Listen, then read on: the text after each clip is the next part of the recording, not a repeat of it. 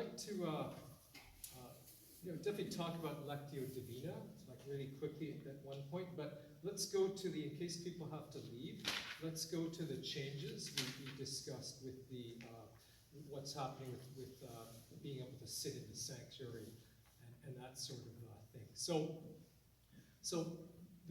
basically doing the reading, the day is here, you're coming up to do the reading. So people do things differently, and there's that concept of consistency. So what we want to try to achieve is to make everyone kind of do things as closely as possible to what others are doing, so it doesn't distract the people in the congregation. Because we're trying to proclaim the word, and to do that, we have to get people's attention. We want it to be on the word and not on us, or say I bounce something or trip, or people pick up on that. So basically,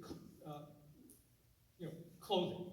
So in our secular society, you go to the mall, people are wearing, whatever, right? In the church, we want to de-emphasize ourselves, especially when we're up on the ambo. As Mike said, there's also other people watching. There's kids. There's people we're leading. We're setting an example. So our clothing should be neat, clean, modest, respective of God and the ever-present sacrifice of the Mass. So for men, ideally, if you're wearing what I'm wearing now, a jacket, dress pants, that's perfect. For the equivalent applies for the ladies, but also avoid tight or revealing clothing. Okay, so again, we want the eyes and the ears to be on God, not on us. Bling, wearing something flashy, t-shirts, jeans, coats, jeggings, leggings, yoga wear, athleisure wear, etc. Wear that outside the church. Now, there are reasons. Maybe someone has a medical illness, right? Maybe they need to wear something loose or flip-flops. Okay, that's fine, and that's happened. Okay, someone has a disease, the foot's swollen, they can only wear. We want you to read. Don't not read because you have to wear flip-flops that day. You can tell the people in the sacristy, Father Paul, and if anyone asks, they'll cover for you. They'll let them know there's a reason for that. It's important to do your reading. Arrival, as Freddie said, he covered that 10 minutes before. Let them know so he doesn't run around. Preparation at the ambo, always go up and check the lectionary. It's a visual cue to make sure that it's set up, it's open to the page. There should be the ribbon diagonally going across the other side. You see the words, they're different than how they're printed in here. So you get a feel for where it is. So when you walk up, you're not going to be doing this, okay? Which is distracting. You're no longer on the Word of God. You're flipping through, and now you're frazzled, right? You've got that tension. Your voice. I'm sorry. Go ahead. I'll ask after. Your voice is going to be cracking. You're going to be nervous, right? It's throwing your cool. So it's just so important. I do that every time. If there are people doing the rosary, it's no problem. Just go to the side, pull the lectionary over, right? Flip it to where it needs to be, and then put it back. Okay, and you've got peace of mind. Ruth? That was what I was going to say, because if they're doing the rosary, usually I put it on the page where we're going to be reading. But if people are up there doing the rosary, I don't want to go up there to distract them as well. And sometimes they finish just right before. Yeah, see, and that's tough because I want to know. I want to be standing in the sacristy. Right? I really want to prepare them. It's just life. They're doing the rosary. You have a job to do too. You can squeeze in there. You just say, excuse me. There's usually one person. If there's two, the second one will usually grab the So it's not a problem, you're not being impolite. You have a job to do as a lector, that's an important job. And yeah, you need to get this checked, okay? And I've done it, it's not a problem, right? And it's not distracting people doing the rosary. You're doing a rosary, nothing is gonna distract. Just an idea, because there's another kind of podium on the other side. Maybe can the people doing the rosary go to the other? No, they if they like to do it there, that's what works for them. It's not a problem, right? Okay. And you know, it's really, it takes a second to check the thing. Sometimes they do the rosary from the pews, but you know, it's not. We can get this done really quickly. It won't affect them. But the thing is to do it, right? Because if you go up there and someone's turned the page, Sundays, the rosary is read from the anvil, Yeah. some masses, right? yeah, But on Saturday evening, nobody's on the anvil, they all pray. yeah. So it's not an issue. We can work around it. It's not a big deal. Just be polite. Don't Yeah, shove I know, them she's aside. trying Just to say, say, if they're at the anvil, Good you point. can't go and, Yeah. you hesitate to go and disturb them. yeah, that's You also need to check the prayers of the faithful, because sometimes there's names added into the ones That's on the altar that are not in That's the right. sacristy. Yeah. That's right. That's an important point. Always check the purse, read through it, because the pronunciation of names, I Yes. always look to see how the names are pronounced, because you just don't want to trip over that. Read over it once and you're good to go. The sheet gets printed on Friday, and then so if there's additional names added on, like the Saturday I know, or but something. sometimes they're on the altar, but they're not in the sacristy, the names. And if it's a hard to pronounce name, Yeah. it can be I difficult. mentioned that Sometimes earlier. it's in the sacristy, but if it's not on the anvil. It should always be in the Make ambulance. sure So that- that's where the checking comes in. Many a times it happened that it's not in at the anvil, but I've read the names in the sacristy, right? Okay. Remember the name, even though it's not there. I said it, prayed for the people, and then I went back and I told Helen, I said, it's not there, though I read it here. Yeah, so that should never happen. It's so yeah, so do the checking. Draw attention that those two names were not, they were missing at the anvil. Yeah, because I do the 11, so it's Yeah. already set up by that point, but Saturday they probably haven't done it. So that's why it's even more important to check, I'll right? mention it to Michelle as well. Yeah. I'll mention it to Michelle. Yeah, that should be done. Yeah, and you know, definitely, I say here in the guide, yeah, that dread, awkward feeling, where you're going with that. So you want to avoid that. And yeah, I do mention here, yeah, look for the binder under for the prayers of the faithful. Open this briefly, note the pronunciation for the names of the souls. Okay, the microphone, that's another thing. When you grab the mic, you know, you have a ring on or something, boom, you get a boom throughout the church. When you're up there checking, also adjust the mic. And our mic is really sensitive. You know, I notice, and you know, someone can be doing a really great reading, and they hit a P, Peter Piper picked, and you get that boom sound in the church. So, you know, go up there, every lector before Mass, go on up there, play with the mic until you get the feel for where the right spot is. It's actually way further back than most people actually think. So it's almost like a foot away, and you can still project, and you don't have that sound. Okay. It's nice as well when you're reading. You know, say Ruth, she uses the platform to speak. So if you're lector A and Ruth is coming as B, you know, as I finish, you know, and the eyes go somewhere else, it's better to set that up for her then, opposed to when she comes up and people are all looking, the focus comes back to the ammo, and then she's fiddling down, you know, she has to go like that, right? So try to think of the other lector. Turning the page, you know, you don't have to do that. I mean, that's if you remember to turn the page for the other lector, but if you do, let them know so they know that, you know, that where their reading's going to be.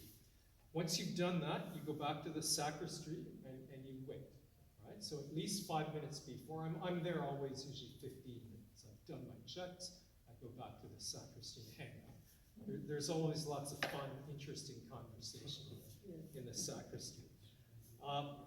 Okay, so the seating, so then we go in the procession. I think we do the side by side, right? If you have a book of the Gospels, but sometimes if there's no deacon, the lector will carry that, so they go in single file, but it really doesn't matter. So we go side by side. When you're filing out, lector B goes first, lector A, and then the deacon and the priest, depending on who's there. Seating. So this was something Freddie mentioned. So sitting in the sanctuary. So it's been sort of back and forth. During COVID, they had people sitting up. Then there was an email that came out that said you should sit in the pews. So the general instruction for the Roman Missal, right? So that's the instruction book that is published by the Vatican, and it's being approved by our bishops for the Novus Ordo. This is what it says. Upon reaching the altar, the reader makes a profound bow with the others. Then the reader takes his own place in the sanctuary with the other ministers. General Instructions, section 195. So the sitting in the sanctuary behind the ambo is good because I do it, and I find it's the only way I can read. My concentration. See you later, everyone. Sorry to interrupt. Yeah. My focus when things are going on is on the lectionary, looking at it. I don't have to worry about walking up or someone fiddling with something in the pew in front of me, or hitting my hip on that candle. Don't do that. Yeah, that's horrible. I don't want to do that, right? So I'm there, I'm ready to go. What's really good is if you're at lector A and you're sitting there, you need to be up right when Father finishes and switches over. You need to immediately start. There's no delay. There's a delay with all the other when we do our A and B readings, but for Per the Faithful, we have to be up right as he finishes. Okay, and I can do that if I'm in the sanctuary. If I have to walk up, the timing is hard. You can kind of, when he says I believe Roman Catholic Church, Communion of Saints, I could start up then, but I may not be in perfect position. So it really helps. I recommend it. However, I've spoken to Father Paul. You don't have to. We don't want to force people to do things they don't feel comfortable doing. If you're not comfortable sitting behind the ambo, you don't have to. Okay, you can continue to sit in your pews. It's better for consistency. Both lectors sit up there. However, it's up to each person, right? So Father Paul is okay with that. So all we ask is that if you do both sit up there, leave at the same time. It's sort of a sign of unity. So lector B stays up until lector A finishes, and then you both leave together, and that way it's consistent, as opposed to one leaves and one stays up. Okay, but I highly recommend it. I find it brings me closer to Christ when I proclaim from sitting behind the ambo in the sanctuary. It's a different feeling. It isn't the same when I'm in the pew. So try it, see how it works out. Yes. I just want to say, I come to church on my own. Okay. And so I have my coat, my purse, and if it's a busy mass, a lot of times that stuff just gets moved. That's why I sit in the pew. I don't sit up there. So you can leave things in the sanctuary if you want, a sacristy if you want. You can leave things in but it's up to you. But Right? I always make sure I'm sitting right in the first pew, so Yeah. it's not very far. If you're going to sit somewhere, you should sit in the first pew so you're close to the ambo, right? Because if you, I've seen people walking from the back of the church. If you're gonna do that, you can't get a seat in the front, then sit in the sanctuary, because that's distracting, right? If someone takes, there's supposed to be a delay when you're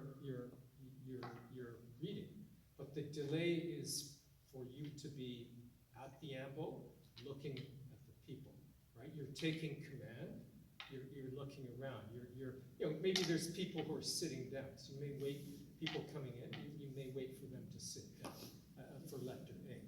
But, but it's up to you. Sitting in the sanctuary, it just brings me closer to God. The So other in thing, that case, what happens if one person wants to sit on the first pew, then the second person should also sit in the, No, you can, if you wanna sit, sit and on the. if you wanna sit in Okay, the it's not sanctuary, necessary that because. it's for you. one Person, okay. Yeah, it's for you. It's being a lector is to bring you closer to God, right? So if you feel closer to God sitting in the sanctuary, you should sit in the sanctuary. Father Paul has said no problem. He the doesn't. other thing I notice is some people, after the prayers of the faithful, leave before Father has said his little bit at the end. Yes. We were told that you should stay up Yes. Yeah. until he's finished, after the Hail Mary, and then come down. Yes. Yeah. You should turn to face Father and let him finish. You stay up there. These are things that you learn by practice, and we talk about them. I didn't know that when I started. I would leave, and because no one told me what to do. So so you definitely do that. Both lectors. So make sure everyone understands. You can sit there if you want, even if Lector A or the other lector doesn't want to. That's not a problem, right? Remember, the sanctuary is a holy place. Maintain a serene countenance and beware that you're visible to the congregation. So if you are going to sit there, try to keep your face. Like look at Deacon George. I mean, he's always looking up. He's you try to keep the face neutral. Don't fake it. Don't make it look silly, but like serene countenance, right? You're happy. And after each reading, we bow to the tabernacle before. Yeah. So that's another thing. So Father Paul wants you to know it's a sign of reverence. So the correct thing is a bow, and the rule is you bow when you enter the sanctuary. So when you're in the sanctuary, okay, if you're sitting behind that, you don't have to bow. Okay? You don't bow when you step down from the ambo to go back to sit, and you don't bow after your reading. You bow when you leave, when you step down from those steps, you turn towards the altar and you bow. Okay, you give your sign of reverence. Because the priests, when people are working in the sanctuary, they can't stop to bow all the time. There's certain times in those the priest will genuflect, and that's when he's opening the tabernacle, and he has the So host. we bow after we step down. From After you step down from the white And then part, bow, the right? sanctuary. So Not while you're up on the sanctuary. you don't bow while you're in the sanctuary, but you've given your sign of reverence that when you've gone up into the sanctuary. All right? So you're kind of like in heaven. Everything's good in heaven. That's the way you think about it. So you've already, when I step down now, I'm finished my reading. I'm leaving to go back to the pews. I turn towards the altar, and I give my sign of reverence. You may want to do a genuflection as well. The rule is to bow. Bow sort of from the waist. But I talked to Father Paul. He's just happy if you do anything. Okay? So, and that's good. I don't think Jesus doesn't care how you do it. He just wants you to do it, right? So, okay, and then yes, you can choose to sit in a pew. And the delay to the faithful, the act of reverence, we covered that. Okay. Okay, so I think we covered those things. Any questions? Is everyone good on that? Okay. Then there's the effective proclamation. So this is all in the guide. So I'm not going to go into it in too much detail, but basically, the hands, as Freddie mentioned, it's a cross with the thumbs and at your chest. You can also do that. That's also accepted. It's in the guide. I have links to it on the internet, where they talk about these sort of Catholic type things that we do. Okay. I think it's called and when you're up there, that's the other thing is you're on the amble, hands at the side, or this is a tip from Deacon George.